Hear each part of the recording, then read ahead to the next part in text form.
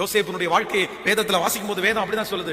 7 வருஷம் பஞ்சமுள்ள காலத்தை பார்த்த உடனே அங்க இருக்கிற எல்லாருக்குமே அப்படியே அல்ல. 7 வருஷம் பஞ்சமான காலமா, அவ்வளவுதான் நம்முடைய ராஜ்ய பாரத்துல அந்த 7 வருஷம் என்ன பண்ணுவோம். ஆனா யோசேப்பு மட்டும் தரிசனத்தை பார்க்கிறார்.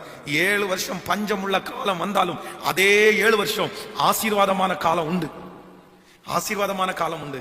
நான் தீர்க்க தரிசனமாய் நான் சொல்றேன், சோர்ந்து போகாதீங்க ஆண்டவருடைய பிள்ளைகளை. 7 வருஷம் வெற்றியின் வருடங்களை கர்த்தர் வைத்திருக்கிறார். ஹல்லேலூயா.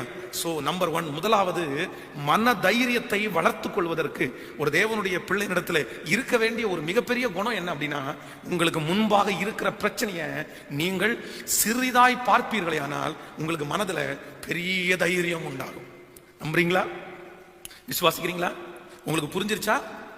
நீங்கள் உங்களுக்கு நம்பர் 1 உங்களுடைய மனசுல தைரியம் வளரணும் அப்படின்னா எப்பவுமே ஒரு தேவனுடைய பிள்ளை தங்களுக்கு முன்பாக இருக்கிற பிரச்சனையை எப்படிதான் பார்க்கணும் அப்படின்னா சிறிதானதாய்.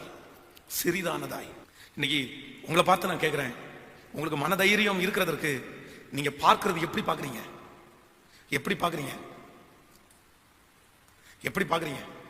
ஆண்டவருடைய பிள்ளைகள் ஒன்று நீங்கள் நினைங்கள், உங்களுக்கு முன்பாக எவ்வளவு பெரிய கோலியாத் நின்றாலும், உங்களுக்கு முன்பாக எவ்வளவு பெரிய பர்வதம் நின்றாலும் நீங்க அதை பார்க்கும்போது எனக்குள்ளேயே இருக்கிறவர் பெரியவர், அது சாதாரணமானது. ஆமென் சொல்லுங்க.